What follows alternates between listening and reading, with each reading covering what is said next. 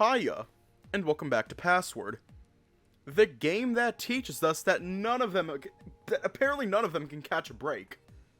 None of them can. Like, seriously. Anyways, let's just hop right in. Yeah, the raccoon baby. Yeah. Cody. The raccoon baby. Because he's a raccoon and he's a baby. A room that I barely lingered in if I didn't need to. It'd been that way for, well, it was a room where I was told what had happened. Most of the time when I went for a walk, it was to get out of the house. Just down the street and rarely in the wilderness like this. Dean had driven me out to a big garden before and we'd walked around together, but that was just something to do, right? Then there was Tyson and the occasional trips down to the beach. It had a lot of great memories despite getting told constantly not to eat ice cream inside the car. I looked around at the trees before glancing back at the house. If I wandered further in, maybe I could have some alone time, right? There was risk for sure, much like with what had happened with Roswell, I could end up out here. But was that really bad? Was spending a night out in the woods all that bad? If I wasn't around, I couldn't be hurt by what the vault showed me. I wouldn't have to look at my friends looking at me funny. Was it pity? Disappointment? I didn't really know. Trudging into the forest, I left them all behind. I could hear the sound of running water after a while of walking. I couldn't say how long I'd been walking, but eventually I arrived at the river. At a river. The water was clear, the sound of it oddly calming and taking the edge off. Someone had mentioned this, but at the moment I couldn't remember who exactly had told me about it. Taking a look around, it seemed as if I was totally alone. No fish in the river, no sounds of other animals or birds or anyone else nearby. It almost felt like I was the last one standing as I stood at the edge of the water, looking down into my reflection. Without the choking smell of chlorine, I sighed out and looked at the hyena staring back at me. My hands traced my cheeks across my underbite to my nose. The way water rippled made me squint to make out the details. Shy of the fur color, I was the spitting image of my dad. It was a legacy that I wasn't sure I liked now. Looking at myself in the mirror was a harsh reminder of him gone, right down to being unable to smile at my reflection. Thought about if he was watching over me, and what hope that sentiment felt more like a curse weighing me down. Not through anyone else's fault, but my own. Looking up at the river, it winded through the trees, cascading over a cliff off in the distance and further on. Where did the river start? Was there anything else out there? Wandering upstream, I figure I'd see where it went. Climbing up a steep incline, near the waterfall, I dusted myself off and looked around for anything else that might have looked different. From what I could tell, this clearing by the river seemed to be a makeshift campsite. I wonder. There was a ring of stones placed somewhat in the middle of the clearing, with a large log sitting nearby acting as a bench. Taking a seat, I looked around. It seemed nice enough, but a crisp breeze made me realize just how cold it could get out here late at night. I closed my eyes and breathed in deep, the fresh air helping clear my head a little bit. With a clear mind, thoughts came rushing in to fill the space, making me think of home. Come on, sport! Where are we going? Dad puffed out his chest, hands on his hips proudly. Don't want an adventure with your old man? Always, Dad. Good. And buckle up because we're gonna get something awesome to eat when we get there. Is Mom coming? Not this time, bud. She's at work. It almost seems like she never wants to come out with us anymore. I sighed, hopping into the car and closing the door before buckling myself in. Dad tapped on the window, indicating for me to lower it. Why the long face, bucko? Fidgeting in my chair, I tried to keep my eyes anywhere than his as he stuck his head through the window. Oh, shit. Stuck his head through the window slightly to look at me properly, fishing for an answer. No reason, I guess. Seems like there might be one. You won't get mad at me, right? No matter what. So, what's got you down? Mom still loves me too, right? What? It was enough to make him recoil and hit his head on the roof of the car as he pulled back in shock. What makes you think that? Here's the thing. The original choice for that redeem image. Okay, bye. No. The original choice was a pizza box with a shadow demon in it. In the pizza box, there was a shadow demon in there. That was the original choice.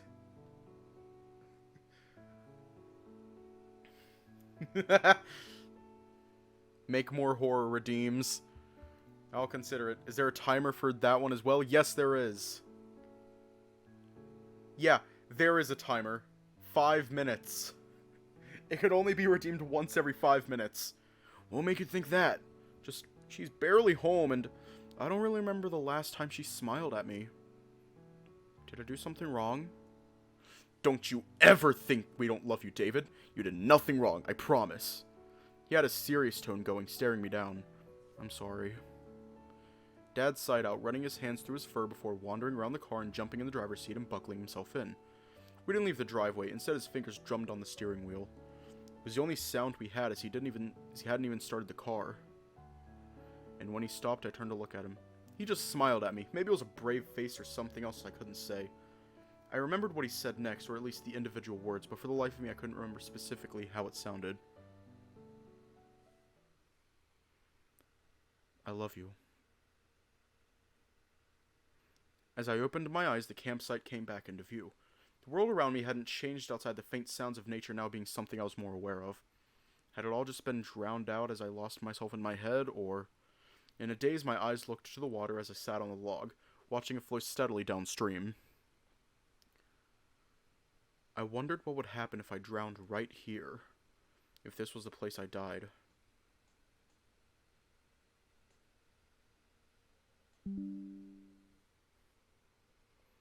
I wondered if it would hurt, or if some miracle would come along and stop it from happening. I wondered why the idea didn't scare me as much as it probably should have. Was I a coward? Selfish? Probably. Of all the places to choose, at least here was peaceful. It would solve all my problems in one go, my sadness, my stress, and guilt. I'd be able to see Dad again, hopefully. Before I knew it, I was standing up and slowly walking towards the water's edge. My feet felt heavy, but my chest felt tight. I wasn't having trouble breathing, but each breath rattled out of my barely parted mouth. Step by step, I got closer, not breaking stride once my eyes locked on a spot somewhere in the middle of the river. Before I could second guess if I was going to follow through on falling into the water, I stepped on something solid but smooth, enough to make me look down to see what it was. What's...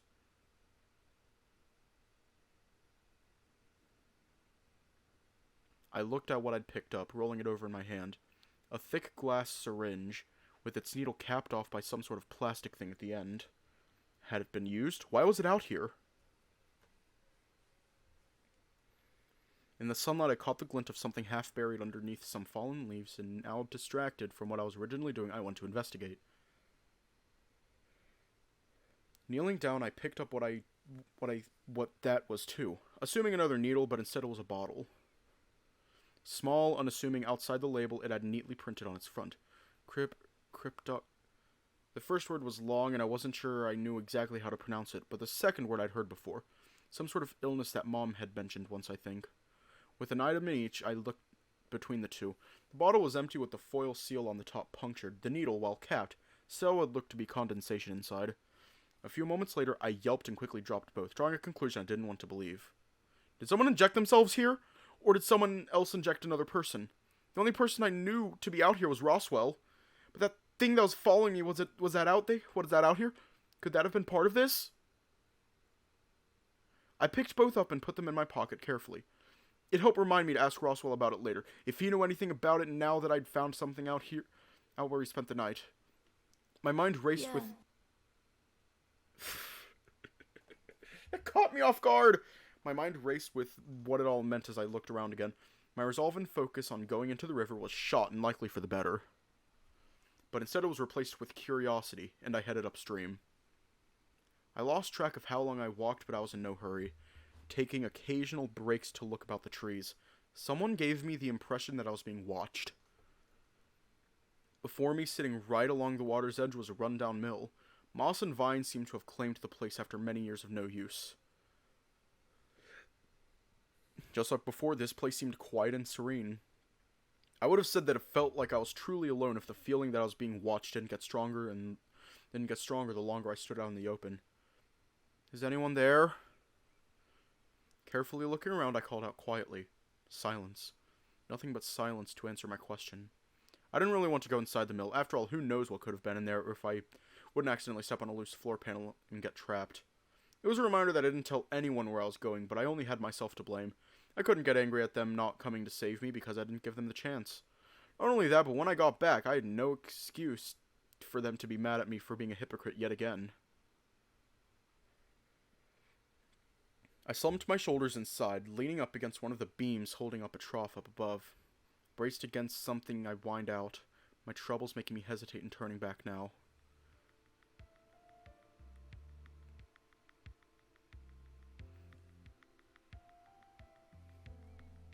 Hang on. Alright, it's going good. My ears perked at the sound of a twig snapping and I looked around. Eyes darting around the trees for its source, I heard it again. Out in the open, the sound echoed around me, and it was hard to place exactly where it had come from. Being out in the open left me exposed, and I felt it now, deciding that heading back inside might not be the worst idea, all things considered. Wait a goddamn minute. That heading inside, that is a horrible idea. That is how you get murdered. This is how you get murdered. So, don't go inside. That's how you get killed. Inside the mill was dirty, and much like the outside, nature had claimed most of it. Walls were cracked, but the stonework held together despite the vines growing through a hole in one of the walls. Looking behind me to see if I was being followed, I ducked behind the doorway to try and stay out of sight. Not that it'd help if I'd already been spotted. Reaching inside my pocket, I held onto the syringe, reminding myself that I had something in the way of a weapon just in case things went sour. It didn't look like there were any abandoned tools nearby that would make a better option anyway. Heard another twig snap followed by someone calling out. Hello? Someone around out here?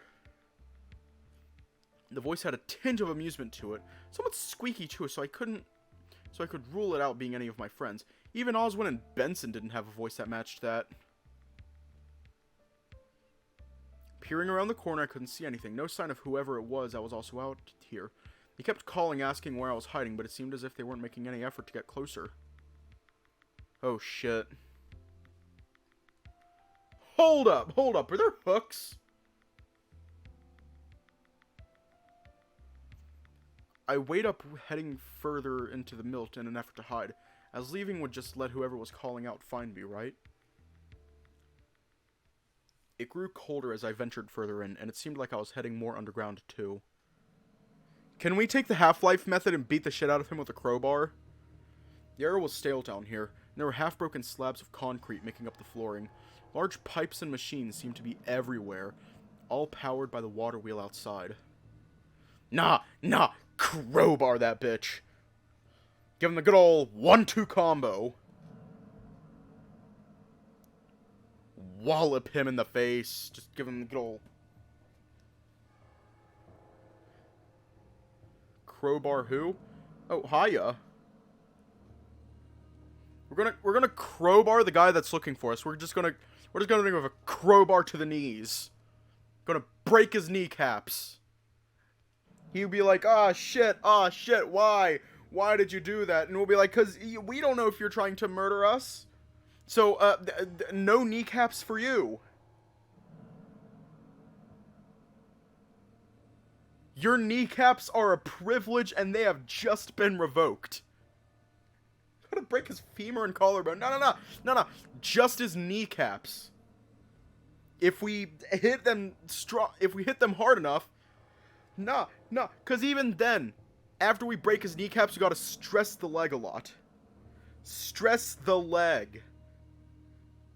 Or better yet, grab a knife and just like give him like a little stab in the kneecap after it's been there. The goal is to also destroy his ACL, so that way he's down. He'll just be down permanently. He'll be like, ah shit, my legs, shit, my legs, and we'll be like, sucks to be you. Shouldn't have been creepy. Shouldn't have been a stranger danger.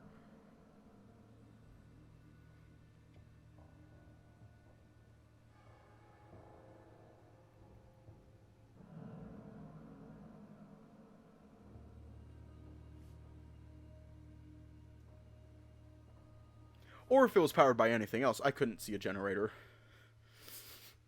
We're gonna kill someone? Are we supposed to prevent people from that? Yeah, we're supposed to! We're supposed to, but are we actually going to? If it was powered by anything else, I couldn't see a generator. There was something about this place that made me feel odd.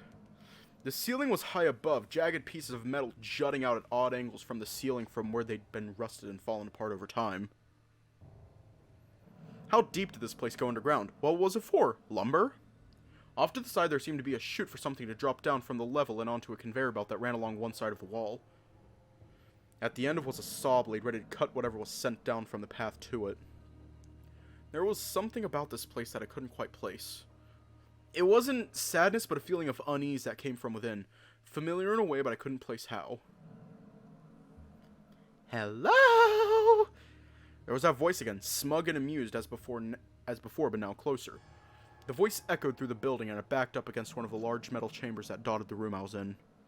Footsteps. Light, but somewhat clumsy maybe, but that wasn't what stuck out to me. As good as my nose was, I couldn't smell them at all. Nothing to distinguish who they could be or anything. Was it because of the air in here? Straining my ears, I listened as they moved around, searching for me. It could have been friendly for all I knew. Something about this just seemed like bad news. Their footsteps sounded like they got closer before stopping entirely. Gripping the syringe tightly, I waited. And waited. I let out a breath that I didn't realize I'd been holding. Figured that I must have just misheard them leaving. I'm sorry, what? Yeah.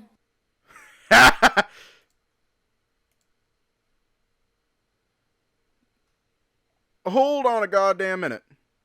Boo. The shock made me fall over and I hit my head as hard as I landed, passing out. Ow. When I came to, I was back outside. It seemed darker and I wasn't sure exactly how long I'd been out for. I was only half certain of what I'd seen right before falling over and sat up groaning. Quickly checking my pockets, seemed as though I had everything still, much to my relief. My head was still spinning, but I seemed unharmed outside my tumble, and I let myself properly get my bearings. Whoever that I ran into didn't seem to be around right now, and I wobbled on my feet as I stood. Ugh, how late is it? About 6. I fell over again, landing on my rear, and yelped as I nursed my tail. What? You got a curfew?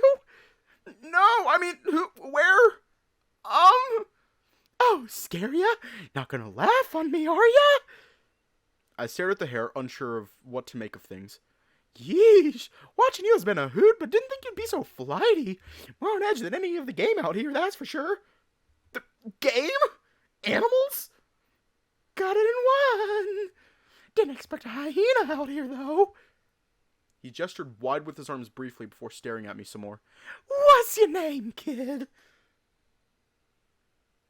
Why does he sound like why did I make him sound like a shaky Herbert the pervert? And let me just, what's your name, kid? Dave. And what's a hyena like? And what's a hyena like yourself doing this far out, Just on a walk, I guess. A hawk? On this mountain? Nah, I can't keep doing that voice. A walk on this mountain? Yeah. The hare whistled, looking around. Must be a long walk, given you look like city folk. Well, no, The hare stared at me some more, waiting.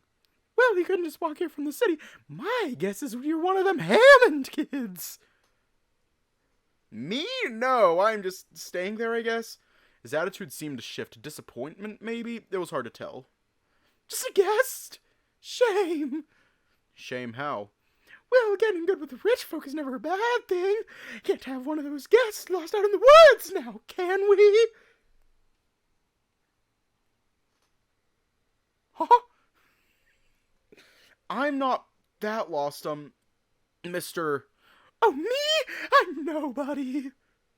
But call me Jack. Jack. Okay. That smile he wore felt off somehow. So much so that when I smiled back, I felt like I'd done something wrong.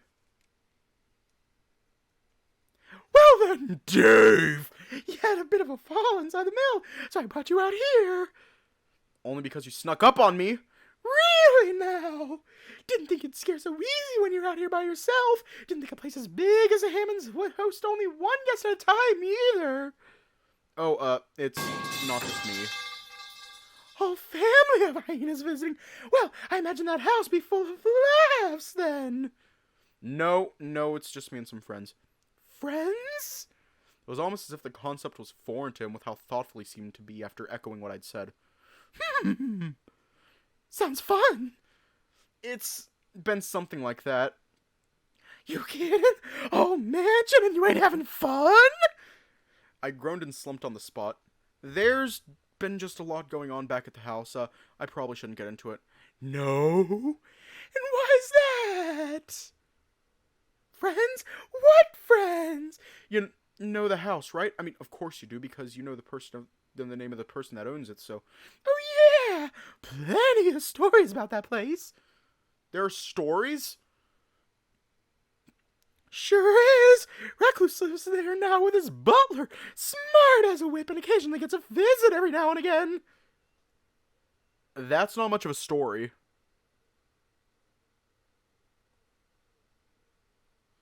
Well, that's not the story! The story is that he's got a machine in his basement. You wouldn't happen to have seen it given you're living there, have you? Oh, you mean... I caught myself before I said anything more, noticing Jack's eyes light up the moment I trailed off. So it does exist. Well, that's nice to hear given what I know about it. I think that's the point. Like, I think that's like the point of his voice, to make you uncomfortable. Given what I know about it. You've heard about it too? I've been told about it, sure. Hard not to remember talk of a time machine someone's built. It wasn't a time machine, was it? Is that why the door hadn't opened? Was Oswin just lying about it? With how funny Jack was being, I was leaning towards believing what Oswin had said about it. Well, maybe I should see if I could get it working when I'm back at the house next. If you ever get there! What? Do you know your way back? Reckon you're stuck without a guide. Oh, I'm sure I could figure it out. I'll just head back down the river until I find something familiar and then wander back from there. River doesn't go anywhere near the house. You'd end up getting to a waterfall at a sheer cliff before you got back to the city, too. It's not that bad, is it? You're welcome to find out. What about you? Why are you even out here? Just hunting. After all, these are some big mountains, and there's nothing like being out where no one else is around to bother you. I'm sorry if I bothered you then. I just figured the mill was something neat to look at. No bother. Wondered who was wandering around out here. You sure you're fine to be heading back onto the house by yourself? Yeah, I'll be fine, thanks. Something wasn't right. Stranger danger was a thing that I'd been taught as a kid. It didn't really sink in until now as to what that had meant. I was getting an off feeling about Jack. Something about how he moved, talked, or even stood there as time went by. You don't know your way back, Dave! I'll figure it out. You hit your head pretty hard, Dave. Maybe I should take you back to where I'm staying so you can rest. No, I'm good, really. I took a couple steps back, shooting him a wry smile. It wasn't all convincing, but I didn't want to turn my back to him either. Do you at least want me to point you in the right direction? You know where the house is? General location, sure. Wouldn't be much of a hunter if I couldn't navigate this forest now, would I? Without me asking, he pointed in a direction away from the river, through the trees. Head that way. Terrain might make it a little harder, but that's the direction the house is in. Got a long walk ahead of you, though. I chanced to look in the direction he pointed out before looking back at him. Thanks. Don't worry about it. I'm just going to head back to my little hidey hole, I think. Safe travels, Dave. I watched as he turned on heel and wandered off, disappearing out of sight in the opposite direction to where I was headed. Sighing out, I took a longer look at where I needed to go. Jack had the right of it in that I had no idea where I was. The best I could do was head down the river until I found the camp and go from there, right? Rather than cutting through the trees, I figured I'd wander back down the river and keep in mind the direction that he'd pointed out to me. I didn't really want to have a difficult walk ahead of me if I could avoid it. My stomach rumbled, now feeling a little hungry.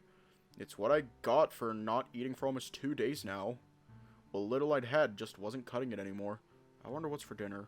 I sat down on the log to catch my breath, knowing I still had a while left to go before I got back to the house. My mind wandered back to those at the house, and it started to sink in how silly I had been just leaving like I did. They were probably worried, and the guilt returned to rid me of my appetite. Exactly. Pulling out the needle and the bottle, I gave them another look over, considering I was where I'd found them. The needle you could probably buy just about anywhere, but the bottle is what worried me. It didn't seem likely that this was just something you could pick up at the pharmacy. They were meant to sell bottles of medicine rather than bottles of diseases, after all. What seemed strange to me, though, was why? If you're going to inject yourself with anything, why not medicine? Why a poison? Hiya.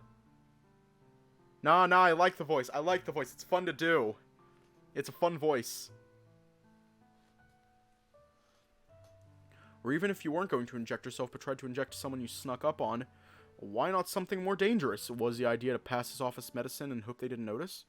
Shaking my head, I put them back in my pocket. I just have to figure out after I got back to the house. Looked up at the trees, noticing that I was quickly losing light. I'd need to hurry if I was going to make it back to the house before it was completely dark. It was dark enough already that it was no wonder Roswell got stuck out here. Thinking back to when he'd been left out there, I wondered if it was better just stay here for the night. Not that I really wanted to, but I also didn't want to get lost in the woods.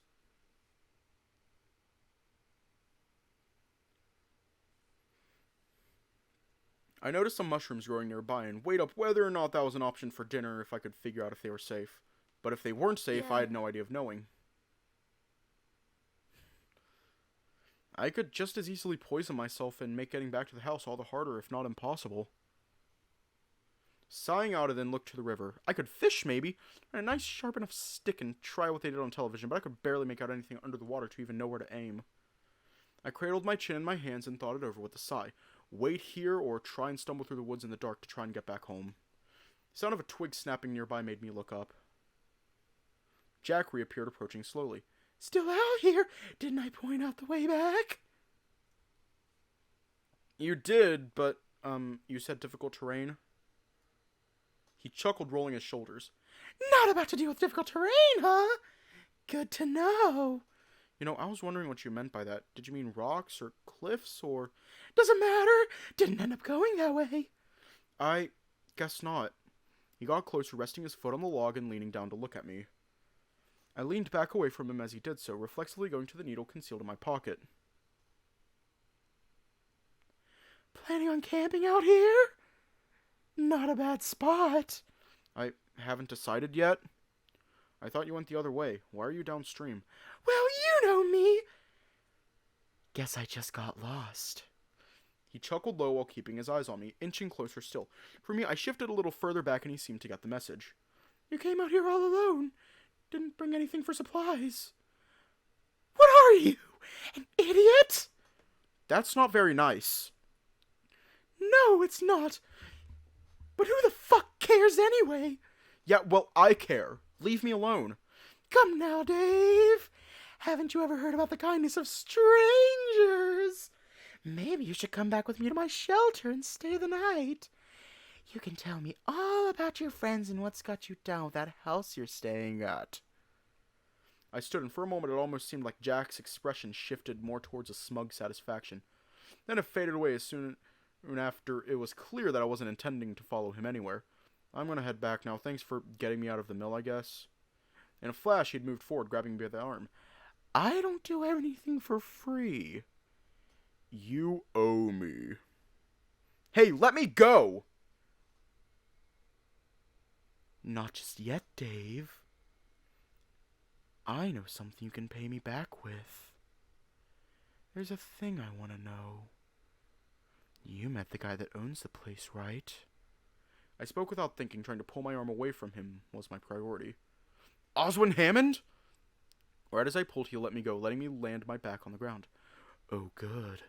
That makes this easier. What about his butler? He's still kicking? He left on vacation. Why? Jack's ears twitched briefly as he grinned with glee. He's gone? Well, that's only going to make the pay sweeter. Easiest money I'll ever earn. I don't understand. What do you mean? I got to my feet, edging away from Jack further. There was no point in being subtle about it now. I wanted to get away. All the while, he just grinned, looming over me. What I mean is that I've been out here for a week, bored out of my mind, and I want to have a little fun. So get to running, Dave. Let's play tag. The moment I saw the knife, I ran. I didn't need to stick around to wonder what he was intending on doing with it. I had no idea where I was going. I could barely see, and it took everything I had to stop myself from tripping over the many roots that lined the forest floor.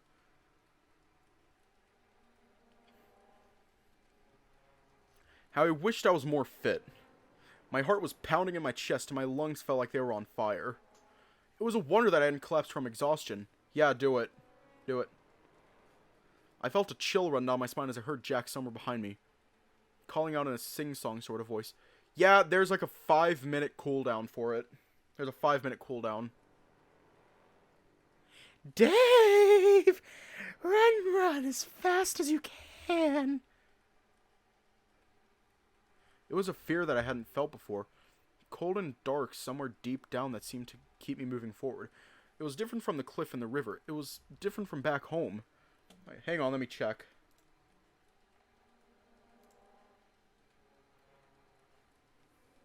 No, it's on cooldown. It's on cooldown. It was a fear that I hadn't felt before. Cold and dark somewhere deep down that seemed to keep me moving forward. It was different from the cliff and the river. It was different from back home. It was even different from thinking about my friends. And I wasn't sure if that was a good or bad thing. The darkness of the forest seemed to ease up. Maybe I was getting used to it. Maybe being chased with my life on the line was making things easier. Yeah, and Damien Dayson just redeemed it. So it's another 5 minutes for cooldown. Not that I had any way of knowing which way I was going. Gonna have to do better than that, Dave! I yelped as I rounded a tree and dove around Jack as he lazily swiped with his knife. I feel the sting of its shear some of the fur off my ears, and I continued on.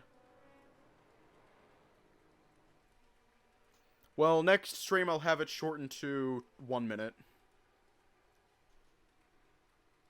Keep running. Playtime isn't over yet. With one hand on my ear and the other propelling myself forward, I struggled to find my way. It all looked the same. The woods outside, my breathing was quiet. But then I knew where to go. I didn't see it, but I could smell it. Apple pie! I knew that smell. Orlando must have baked something to lead me back to the house. What guilt I would have felt about not doing the same thing for Roswell would need to wait. All I did was follow my nose and I'd be safe. I'd be with my friends. It wasn't home, but it'd do. Jack was still following me, though. Every moment I had to stop to take a deep breath, I could hear him somewhere behind me approaching. He wasn't running like I was, but pacing himself. Maybe his stamina was just better. Then, through the trees, I could see the soft glow of lights. The smell of pie was growing stronger, too.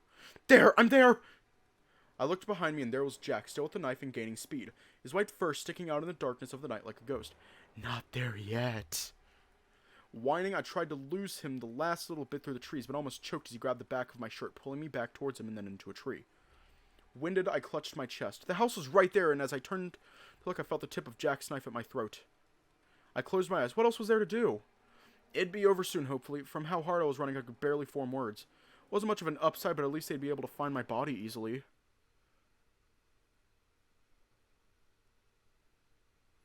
The sound of a gunshot made us both jump, and just as quickly as I'd realized what had happened, I fell to the ground, covering my head. Cowering on the ground, I heard my assailant flee into the forest again. Despite being so close to the house, I didn't feel so good. I didn't feel safe.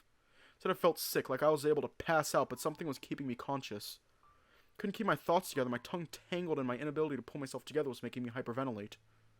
The adrenaline was nice while I was running away, but now I could barely breathe as I clutched my chest. Dave! Yeah, I'm gonna do, Benson's not Butler voice. Benson was back, and I wasn't able to greet him. My hands scrambled over my front, desperately trying to figure out if the gunshot I heard hit me. Let's get you inside. The hair's gone. Dave! I caught the faint whiff of Dean and heard him rush over, each footfall landing heavy until he came to stop in front of me. Benson? You shot him? Why are you even here? I assure you he's fine. It wasn't my target, and while it was a miracle that I'd missed, your friend is unharmed. Sound I made sounded deathly. Hoarse gasped for air as I clung to the earth. He doesn't look fine! Dean, you find him? The fuck did you do? Help! We need to get him inside. I can explain once he's sorted out. I remember Dean picking me up, and the moment he did, I clung to him desperately. Went inside and stopped in the foyer so Dean could sit me down on the stairs before I made out Tyson running upstairs. He was gonna... I was shaking. I felt flashes of hot and cold as the scenario played out over in my head. My heart didn't stop racing and it was starting to hurt. My vision was blurry from how hard it was to breathe. And... Benson clamped his hand down hard on my shoulder to steady my shaking, but it was so hard to focus. I could barely make out his features. Did he harm you? Where did he come from? The hell did you go, Dave? The words couldn't come out and I babbled, pushing myself up to my feet and almost slipping on the stairs. I wanted to apologize, but the words couldn't come. If anything, the thought of dying, of getting killed, followed by the sound of gunfire, had shattered what little I had left as far as mental strength and keeping things together. If we're not careful, he's going to go into cardiac arrest. I shut my eyes, gasping for air as my chest tightened. Was this what was happening? A heart attack? The sound of rattling caught my ears. Heavy footsteps ran down the stairs behind me. Dave, look at me. You're going to be okay. A whine escaped my mouth as I went to reply, but I was roughly grabbed and pulled back. A hand clamped over my mouth and another carefully at my neck, rubbing. The sensation made me swallow the moment I realized that something had been slipped to me. Hey, it's alright. I looked at Benson, eyes wide in alarm, but I felt strange. Floating in a sense and thing started to grow more blurry. With the hand over my mouth, I couldn't ask what was happening, what I'd swallowed, but the way Tyson was talking to me made me drowsy. For I had realized that I'd blacked out in Ty's arms to the sound of Dean yelling at him for something. But if I was being honest, I was just happy that everything stopped. Let whatever happens happen.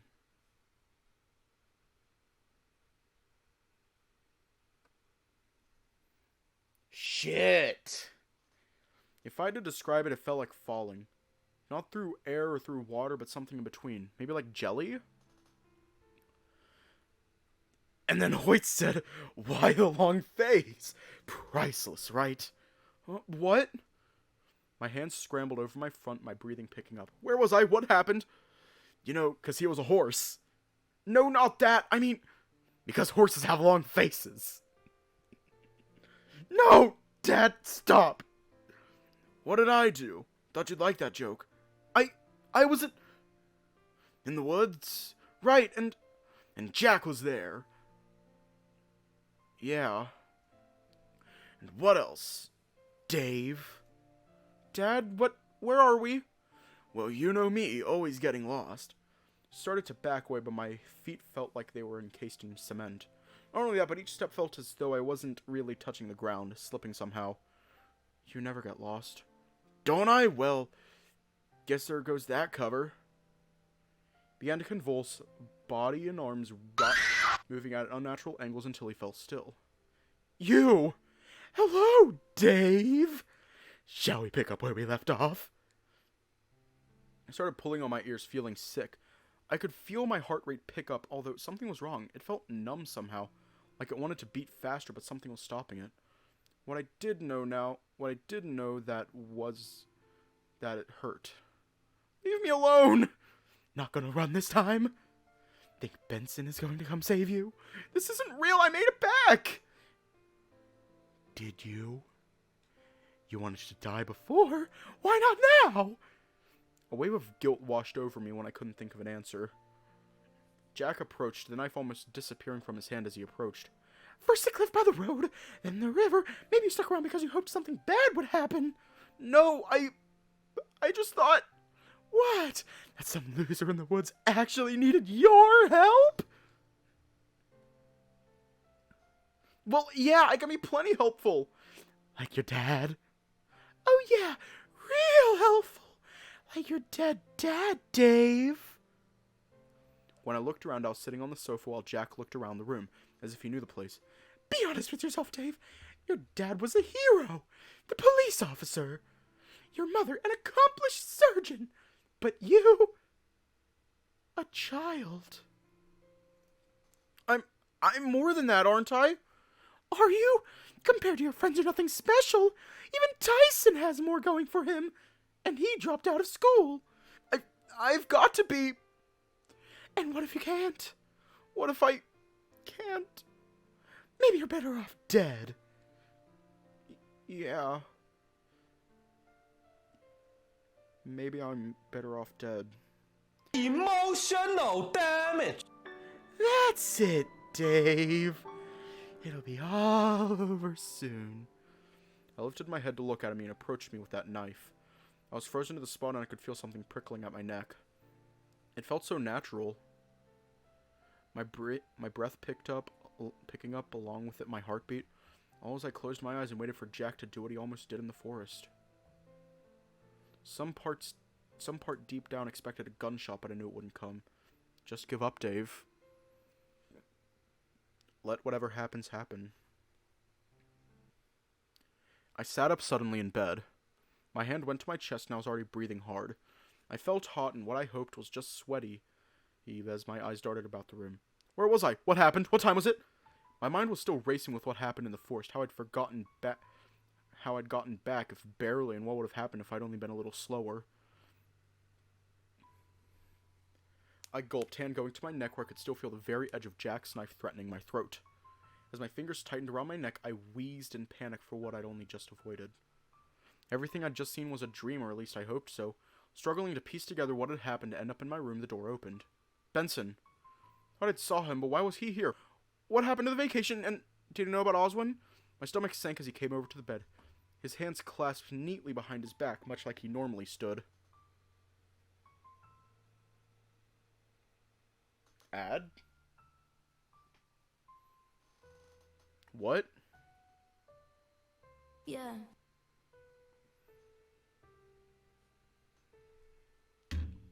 Did the stream die for a little bit? Yeah, did the stream die?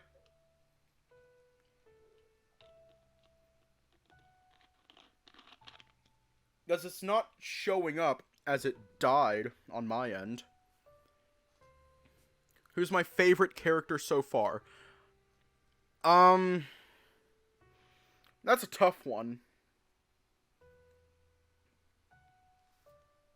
That's a tough one. Let's think about this for a second.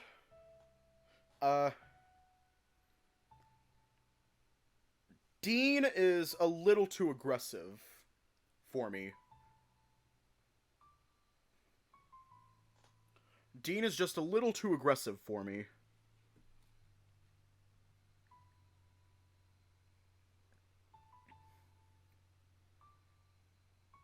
Sal makes me a little uncomfortable. Like, if I were in Dave's shoes, Sal would make me so uncomfortable, it's not even funny.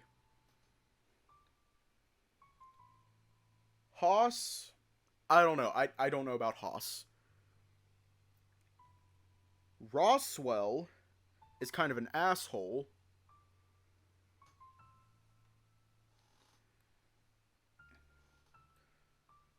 And Benson is Benson and Oswin is Oswin. So it's really between Tyson and Orlando. Orlando is Dragon Boy, and Tyson is...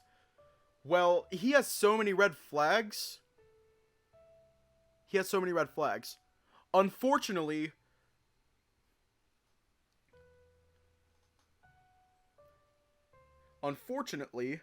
I cannot see the red flags past my red-tinted glasses. So, we're just going to ignore them. It's either Tyson or Orlando. Actually, maybe a little bit Dean. Because I like Dean. Like, Dean is a little too aggressive for me. But he's still cute. And then there's Dave. Dave is a baby. Dave is baby girl. My stomach sank as he came over to the bed. His hands clasped neatly behind his back, much like he normally stood. Although something about his demeanor was different. Standing before the bed, our eyes locked, and he seemed to search me for an answer without saying anything. I barely had an idea of the question before he sighed out. Some mess we find ourselves in, right? right in now. Right, my boy? Okay, I shuffled to the side a little to let him take a seat down on the bed, and in what little light was afforded to me in the room with the curtains closed, I could see he looked ragged and tired. You gave everyone a scare, myself included. I'm just thankful I was, shall we say, around. Eyeing him carefully, I wasn't sure if I should ask or even if I could, if I wanted to. You've slept the night away and just as well. Do you remember anything of last night? My gaze dipped away for all of a second and the memories came flooding back.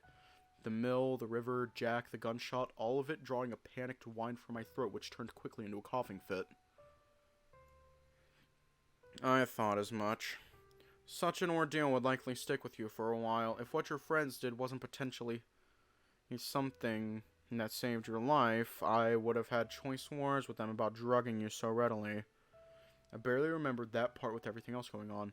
I remember Dean trying to calm me down and then Tyson shoved something down my throat and making me swallow it. Balling up the bedsheets in my fists, I bared my teeth. Your distress is understandable. Trust that while I held back for the most part, distaste in what they did was voiced. That made me relax a little, but I was going to share some choice words of my own when I knew exactly what I wanted to say. Granted, it was mostly Roswell. I was fairly vocal about it. Him and Orlando, actually. I frowned, tilting my head curious. The air formality in how he addressed us was gone, and it felt odd. I'm sure you have many questions, Dave. Nodding slowly, he sighed out, shaking his head. Well, immediately you'll be pleased to know it's mid-morning. Less pleased to know that no high headway has been made towards identifying your assailant. Right then and there, I started to feel sick again, but he continued. Your friends are accounted for, and mostly concerned for your well-being. Especially after what they found, what you had stashed in your pockets. By instinct, my hands went to where my hoodie pocket would be, but I must have had it taken from me when I was put in bed. I looked at Benson, noticing a sadness behind his otherwise stiff expression. I didn't want to tell him, but I felt I had to. Instead, he reached out and carefully placed a hand on my shoulder. It's all right, my boy.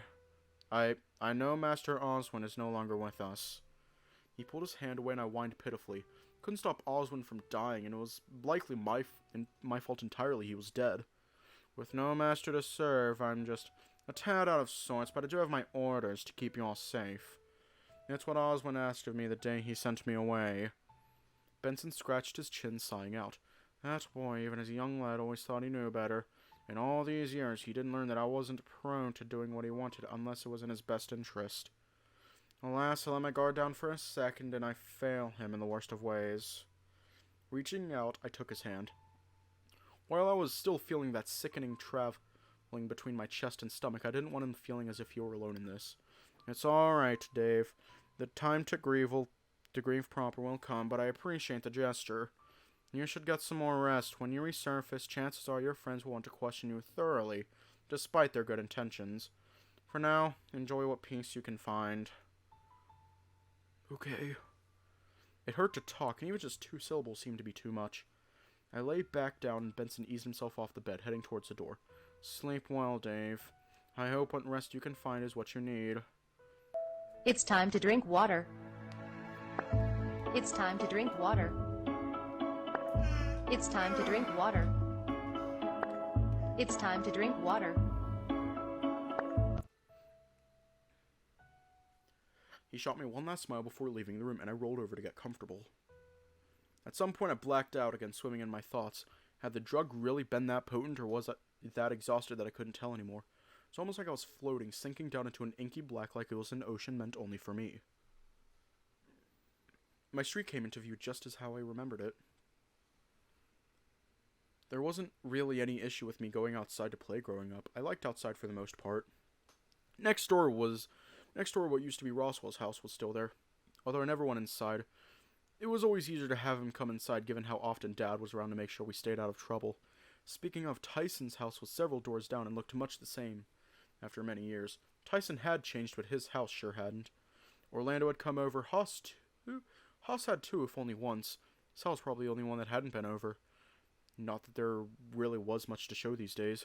Hell, even Dean had driven by to pick me up on one of our outings, but never had the nerve to come inside. Or maybe he was just waiting for an invitation that I never thought to offer. But the days of people coming over were long over. Shy of Tyson, who'd come over to keep me company, I'd rather not be in the house. The living room was the one place I didn't like to spend my time anymore. I hurried through it on the way to the kitchen, or from the front door up to my room upstairs. Then there was my room, a comfy bed, an adjoining bathroom, my desk littered with different pots of paint, not that I used most of the colors these days. I wasn't colorblind, or at least I didn't think so. Some years ago when I noticed Mom and Dad acting different around one another, some of them just started to look the same. Not that it didn't stop me from getting things in different colors. I like color. Kept a few special things I'd collected in the top drawer of my desk. All in various shades of blue, but these days they all looked the same. Dad? Turn around and there he was, standing in the doorway of my bedroom looking proud of himself. Why'd you have to die? There wasn't an answer to that question, but I asked Dad anyway. He couldn't answer, and instead all I could see was the face he pulled when he wasn't sure of something and worried that he was letting me down. My friends might coddle me, but I paid attention to what people felt. What they did when they were sad. Maybe not as good as Haas was at picking out how people were behaving, but I knew basic things. It was a question that was stumping me from the moment I was told. Maybe I just refused the answer in favor of just hoping Dad would end up coming home. If I wasn't broken enough, the cemetery finished me off. The only thing I can think of from that day is how Mom looked in the tightness of Ty's hand holding mine. It's funny, given until now I hadn't considered that maybe I hadn't cried then. I knew Mom didn't, so maybe without Dad I just copied what she was doing because I didn't know how to process what was happening. When I woke up I felt different. Not better, but different. Sitting up, I swung my legs over the side of the bed and rubbed my head, rasping out another breath before pushing myself to my feet. I put on a shirt and in a daze slumped there on the floor of my room, staring at the ceiling. If I left, I'd be asked questions I didn't want to answer. Not that I was waiting long before the door opened. Dave? Oh God, what happened? Why are you on the floor? I sat up slowly, looking at him. Orlando was nice. A great friend in a lovely shade of yellow. I couldn't smell the cinnamon, so maybe I was still dreaming. He came to sit next to me on the floor, carefully moving my head around so he could look at me. Are you okay? I didn't have the heart to answer him, knowing that I couldn't say anything positive, leaving my answer as a gradual look towards the floor and a sigh. Well, I'm happy you're alive. Once again, I left his comment without a reply, instead watching him stand back up and then to the hand he offered out to me. Come on, let's head downstairs. Everyone will want to, He trailed off, slowly easing back his hand. Okay. It was all I could say. Anything more and I was afraid that I'd start coughing. If I could ask for anything, it'd be water, but I released the excuse to not have to say anything and wanted to hold on to it as long as I could. Relished the excuse. Reaching out for Orlando, he offered his hand again and I took it gingerly. It was warm and he propped me up so I was standing. Dave, He sighed out, visibly torn between wanting to hug me and give me my space. They're waiting. Each step I took felt heavy, with Orlando standing beside me. He said nothing else, instead just lingering nearby just in case. Maybe if I fell over, maybe he was sent to ensure I arrived, I didn't know. As he got closer, I could hear the others talking among themselves. From their tone, it seemed like a serious discussion, if in hushed tones. Maybe in case I overheard them, but for the most part I was processing it as white noise. Then I arrived in the dining room, causing a hush to fall over the group. I looked around at my friends lingering around the table. A chair was pulled out, but otherwise everyone was standing, looking worried. There was a tightness in my chest, lingering even as I crossed the floor to sit down in the chair reserved for me. I kept my eyes on the table, waiting for what was to happen.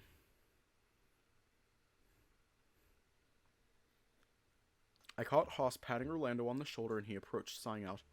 Alright, there's no easy way to say this, Dave. But what happened yesterday? That's not funny. It scared the hell out of all of us and, well, we're all lucky you're still here. Remaining quiet, I opted instead to look at everyone else, finding each of them catching my eye before looking away. You made a show of going off and no one caring, then you do it again yesterday and almost die coming back. None of us know what's going on, but you've changed since we arrived. Why? I know, this was my idea and all, but I didn't think you'd grill him so hard when you agreed, Haas. Did you not catch the part where he almost died, Roswell? It's bad enough that our phone reception has been cut for whatever reason. I hadn't thought to check my phone, but carefully my hand went to my pocket, finding that I left my phone upstairs. There was no reception anymore. How were we meant to call for help from him? I don't mean anything by it, but maybe you should be a little more gentle. Look at him. Now they were talking like I couldn't understand them. My eyes went to Dean and he quickly looked away again, instead looking to Haas. Just, come on, you can be nicer about it, Haas. Fine. Dave, what's been going on? No one's told me anything, so I'm left here to figure this all out. But after yesterday, I guess it's because it's not ours to tell. And I can just say how bullshit that is. I'm sorry, but if my friend is upset, hurting, or even dying, it sucks that I have to sit by and watch because everyone's too something to fill me in on it. Drop it, Haas. I will not look at him. He's sitting there in a daze, and who can blame him? He barely escapes death, gets drugged the moment he gets inside. Does anyone remember the last time he ate? Daze. At least not unless he's been sneaking food when no one else is around, right? Sal tried catching my eye, but I shied away. He was right, and even now I wasn't all that hungry. Am I going crazy, or is no one else nearly worried enough about this? Fine, he's sad. We'll just pick him back up. Dude, he's sad? That's the best you can do? Ty tensed up and I tried to catch his eye. Instead, he just stared Haas down to little effect. Well, Dave, mind explaining this? In plain view of everyone, Haas set down the syringe and the bottle I'd found in the woods on the table. Well? Please tell me that wasn't what fell out of Dave's pocket. But I don't understand. What? Where? Why'd you have something like this? Did you go out into the woods to use it to... You didn't. Dave, talk to us. Did you try to... No, I refuse to believe it. Dave won't kill himself. Suicide. I hung my head in shame. How far does one have to go in order to have tried? Had I even tried or just thought about it? Well, it sure looks like he tried. Why else would he try injecting himself with a disease? I don't know. Have we all just been bad friends? Haas sighed out, running his hand through his mane. This can't be our fault, at least not entirely, right? I'd like to think Dave would tell us if we did something. Right, but he hasn't, so maybe this is all just a big misunderstanding. Maybe, but he is right here. No need to talk about him like he's not here. May as well have not been without how the words remained lost somewhere in my head. What was there to say? What possible excuse could I have had? I closed my eyes and sighed out quietly while the others continued to talk. They weren't saying much, just... Yeah, we're gonna wait a bit.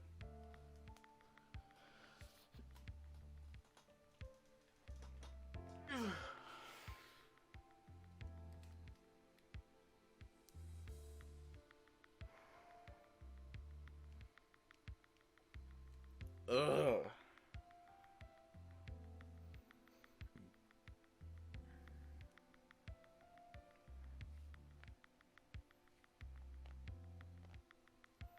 Yeah, I know. They weren't saying much, just bickering about why I had what I had and speculating on if I'd planned to kill myself.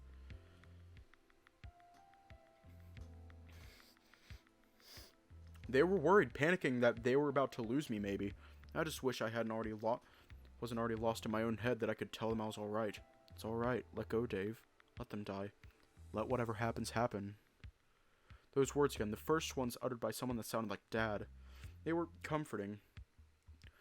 Maybe it was just the reassurance that things were okay. Maybe it was a permission that I was allowed to not be constantly on guard. The second, though, I couldn't place the voice, but it was familiar. Maybe not Dad or even Mom, but maybe more like me? I wasn't sure. I opened my eyes again, looking at the others.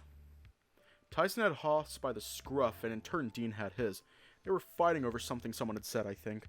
Roswell was holding his nose, and Orlando was rubbing his back, all the while Sal acted as a barrier between them and the other three. Sorry. All at once they stopped to stare at me, and once more my eyes went down to the table. Don't worry about it, Dave. Well, hang on. I want to know what he's sorry for. He apologized. Leave him alone. We're not getting into this again. We can't help him if he doesn't let us in. But you can't force it. What if you just make it worse? I clutched my chest, feeling my heart beat faster from the stress. What could I say? What could make all of this stop? Unless you're going to explain what's wrong with him, then I'm going to keep pushing until I latch onto something that'll let me help him. I looked at Tyson, pleading with him silently. Couldn't be the one to explain. If I did, they'd make it more real. You sure? He had his eyes on me, waiting for me to do something and hinting one way or the other. All it took was a nod, and he sighed out, scratching his head. Shit, I didn't think I'd have to be the one to do this, but alright. See, the thing is, I didn't need to listen to Tyson's version of it. I could remember it all vividly in my head like it happened only a couple of minutes ago. It was like any other normal day, really. I just didn't think it'd become as bad as it did. Dave, mind giving me a hand for a sec? But Dad, TV! Since when did TV trump your old man? I laughed, grinning broadly as I lay back on the sofa. I don't know. TV is pretty good. Dad wandered out of the kitchen and stood in the doorway leading to the lounge room. Oh, is it now? Come on, champ. Please? Well, only because you said please. We both laughed and I got up off the sofa, wandering closer. I remember him throwing his arms over my shoulder as I got close enough, and we wandered into the kitchen. So what did you need, Dad? I'm trying to find the takeout menus. Wait, that's all? They should be in the bottom drawer. That's what I thought, but they weren't there. Huh. Maybe Mom moved them? She better not have moved them. She's picky enough as it is, and I had quite a collection going to make sure there was variety. It'd be nice if we got to have another family meal together again. Usually it's just me and Ty, sometimes you, and if Mom's around, it's just her and me. Well, you know how work is for both of us. We'd love to be here, at least I know I would. After all, how would I not like spending time with my favorite son? Dad, I'm your only son. Well, I guess so. Maybe I should adopt Tyson so you have some competition. Don't you dare. Again, we both laughed as we scoured the kitchen for the menus. I hadn't thought much about that statement until now. The thought of Tyson officially becoming family somehow felt right. Not that there was any chance of that really happening now. But we had worked fine enough, and we didn't need to share a last name for it either. So, what are your plans for tonight? I'm assuming the same as usual. I'll cut up on homework, so maybe I'll get some paper and make something. Tyson still coming over? Was he always coming over? When is he not over, sport? Either way, I invited him over. Got stuff to ask him anyway. What kind of stuff? Guy stuff. Great, I'm a guy, so you can tell me too. Well, I stopped looking for the menu to turn to him. He was scratching his chin and thinking it over. Maybe when you're older. Great! I'm a second older, so do I qualify now? Not yet. And... now? Nope. How about... now? So help me, David, I'll turn this car around.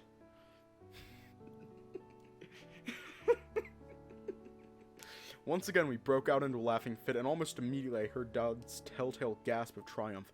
Score one for Dad! Menus have been found! Aren't you at work tonight? Why are you looking for the menus now, anyway? What, can't I buy dinner for my favorite son and his... I tilted my head, curious. Competition? Dad? What, am I not allowed to treat you to some food if I want? That's one of the perks of being a dad, I'll have you know. I'm not going to turn down free food, but I don't know, seems kind of strange. Do you even know what I want to order? Nope. But I can solve that. Solve that by just getting everything I'd get. Well, if Ty's coming over, are we getting dinner for him too? Yep, can't have him going hungry now, can we? Of course not. Should I wander down and see if he's coming, or... You could just shoot him a message on your phone, but... outside. Fine, but don't go getting hit by a car, talk to strangers, or get lost, or set anything on fire. That's... His house is only just down the street. Awfully suspicious that you're not readily promising a police officer that you won't go causing trouble. Well, maybe I will go cause trouble. I'll put recycling in the trash can and say mean words to someone. You dork, go on. Go see what Tyson's doing and I'll see you in a bit. But please don't go causing trouble. I know you won't, but gotta do the dad thing. I know, promise, Dad. It's sad because, like, I have a feeling that I know how this entire thing ends. And it hurts. For just wandering down the street, I went without shoes. It was a warm enough day that I'd walked the path down to Tyson's house enough times that I could almost do it blindfolded. Like most times I went over, I had to be careful.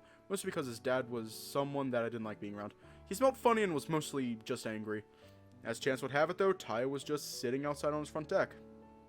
Ty! His ears perked up when he noticed me. Not that I was hard to miss, but he seemed to have been distracted with his phone. Oh hey! What's going on? His phone went off and he checked it again before shoving it into his pocket. As for me, I leaned on the fence watching him. Apparently I'm babysitting tonight. Well, hey, it's a job, right? Although, who'd let you babysit? Your dad, apparently. Took a second for the comment to sink in, and I huffed as Ty got up and joined me for the walk back. Is your dad not around? Worked this morning, then promptly passed out drunk after an hour of getting home. If he didn't smell so strong, I'd let you hang inside. Tempting, but alternatively, Dad's apparently ordering us food for dinner. Oh yeah? What's he going with? Apparently what he'd order. He admitted he doesn't know what I normally want, so he's deciding for me. Dude, even you barely know what you want unless we order from that one place that only does fried chicken. Even then, it's a pain getting you to pick what sauce packets come with it. But there's so many! There's like 6, Dave. That's so many! Remind me not to suggest you pick first on anything ever, then. I'll get better at it eventually, just, I don't know. Why pick when all the other options are good? Dad, we're back. Oh, really? Yes? His eyes went from me to Tyson, still awkwardly standing in the doorway. Well, come in, no need to be that nervous. Oh, hey, David. Pleasure to meet your acquaintance, back? And to you as well, Mr. Back? Took a moment of him rubbing me vigorously on the head to clue in what he meant. No, bad dad joke. Bad dad. I'm your best dad, I'll have you know. You're my only dad. Still counts. Ty closed the door behind him and shuffled past to stand in the middle of the living room, instead of blocking the front entrance. Both watched as he then slumped down on the sofa, rubbing his face. Hey, what's the matter, bud? Something got you down? Nah, I'm fine. Well, if that ever changes, just let me know. But for now, one of my 2 favorite guys went for dinner. His face lit back up, his tail thumping on the sofa. What happened to picking what you'd order? But there are so many good options, I couldn't decide. Or am I seeing like father, like son? God, you two are alike. Guess you're the only one that gets to pick tonight, Tyson. What'll it be, champ? Dad handed over his neat stack of menus over for Tyson to look through when he turned to me. What do you think he's going to pick? Dunno. Probably from the chicken place. One where they get it all crispy and then dusted with the seasoning salt, or the one that comes from the military rooster place. I can hear you, you know. Busted! All 3 of us laughed. I missed laughing that heartily, and nothing had really gotten me in the mood to do so in a long time. I'll leave you guys to it. I'm gonna get something done real quick, and I'll be back to place the order for dinner when I get ready for work. Alright, catch you in a bit. So, dinner. Hey, I'm still picking. Cut me some slack. He narrowed it down to 2, the rest sitting off to the sides on the coffee table. So, we're having chicken. Yes, there's a problem with that? No, chicken is good. I like chicken. Well then, we're getting chicken. Well, good, we're getting chicken. I don't know about... And don't worry about the sauces, I've got it covered. Oh, well, cool. Now we just wait until Dad gets back? We headed upstairs to my room, and I collapsed on the bed while Ty took the chair at my desk. So, what do you want to do tonight? I don't know. I didn't know you were coming over until Dad mentioned it. I'm basically always over. Why would that matter? You can play a game or something, and I can watch... Or we'll watch a movie or something, I don't know. Is there anything you wanted to do? We could go out somewhere. Nah, I'd rather not go anywhere. Besides, if we got food coming to us, there's no point. Suppose that's true. Well, how about we start with games, watch a movie while we eat, and then go from there? I guess that works, sure. Ty? What's the matter? You're normally more, I remembered struggling with how I wanted to phrase it without seeming mean. Granted, I should have known that even if I did say something mean, he would have just turned it back on me. Nah, I'm fine, just thinking about stuff. Yeah? Cool stuff, or guy stuff? Oh, so that's what Dad was talking about. Wait, he told you? Only that you two need to talk about guy stuff and maybe tell me when I was older. Fuck, don't scare me like that. What? It's not that bad, is it? I mean, you could talk to me about it too if you wanted. Maybe. When you're older?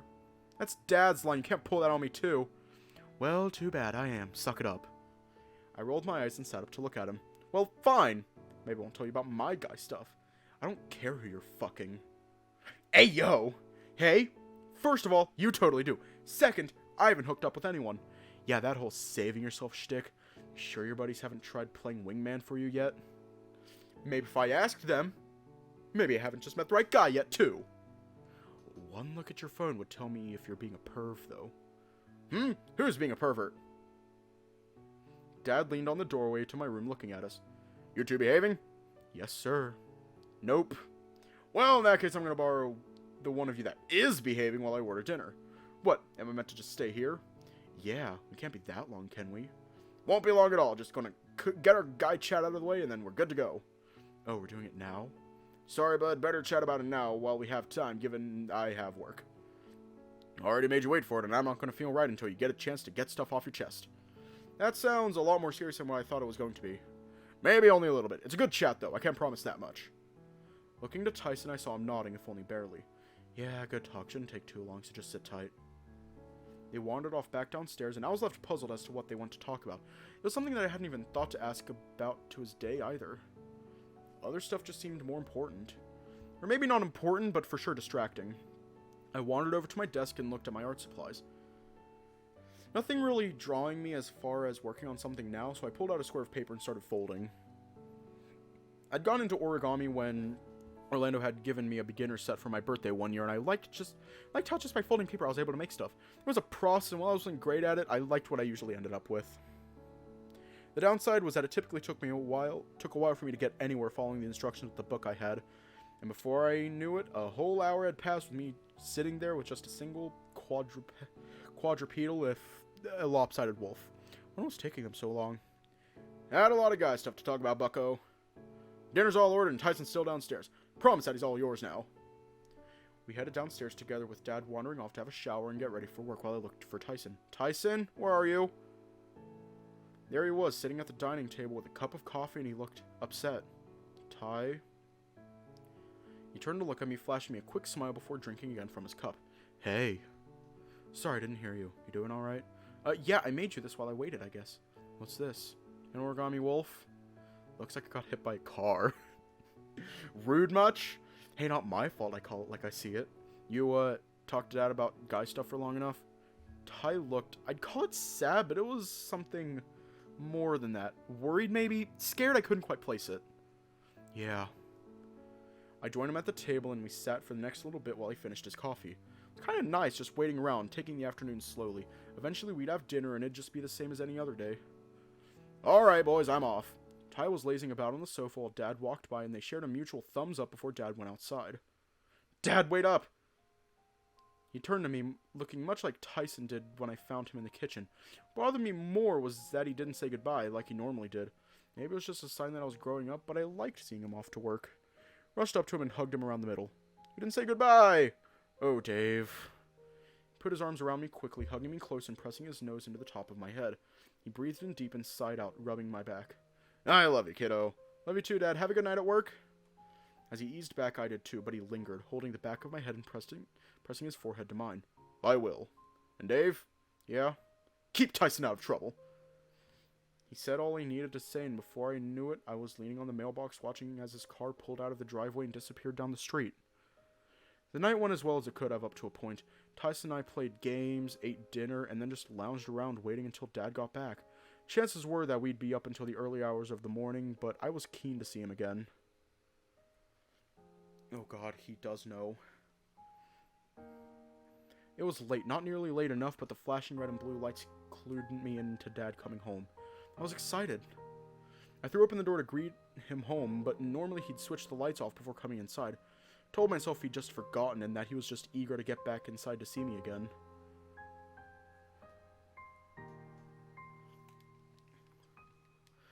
I remembered Dad's police buddy coming to the door, saying something was wrong, but maybe it was just to say Dad had to stay later, maybe he'd forgotten something, maybe there was some misunderstanding. But no, Hoyt told me that Dad wouldn't be coming home. Not tonight, not ever. There was a shooting and Dad had been hit. By the time they'd gotten to the hospital, it was too late. The words stunned me in a way that I couldn't process, sound, scent, or color. Tyson was there yelling maybe while I wandered back inside in a daze. Dad was dead. My dad was dead. Never to come home again, never to say he loved me, or be there when I was upset, scared, or frightened. Not ever again. I whined out, tugging at my ears. It seemed as though Tyson had finished telling me emotional damage, kicking over the chair that I'd been in. It's not fair! I knew they were staring, but I didn't care. I wanted to scream louder, but I just couldn't. Why did he have to? Mega sad times. My knuckles went white under my fur with how hard I gripped the table while I whined again. Something inside me was throbbing, breaking, cracking, or even shattering into pieces. Why? Why did...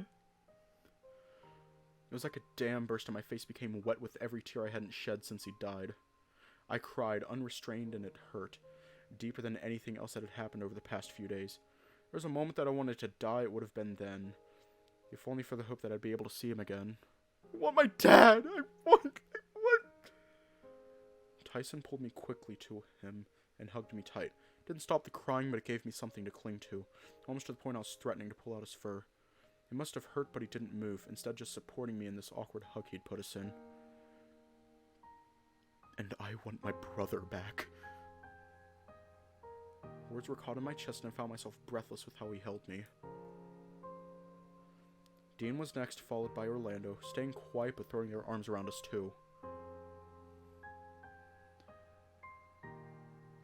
Then was Haas and Roswell, not nearly hugging as hard as the other two, but I could feel them near, and it was nice. It was helping. Sal was last, almost throwing his arms around everyone, and I just continued to bawl my eyes out long after I lost the strength to stand.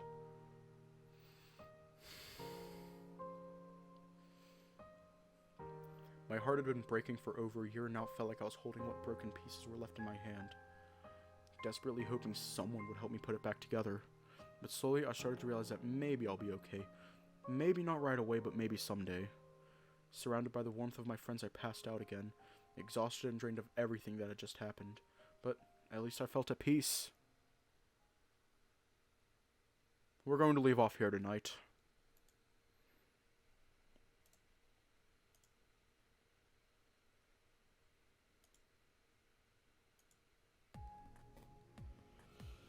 Ugh! Fuck! Yeah. Fuck!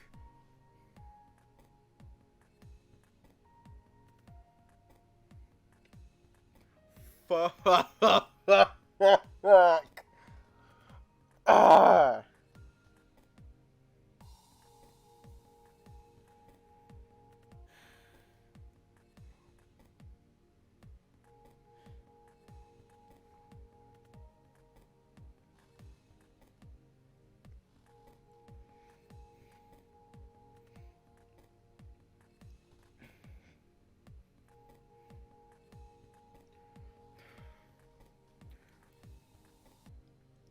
Well, I am going to mentally process what the fuck I just read, all the while adding that to my already existing emotional damage. I'm just going to add that. Anyways, stay safe, have a good night, and I will see you all tomorrow. My voice feels weak.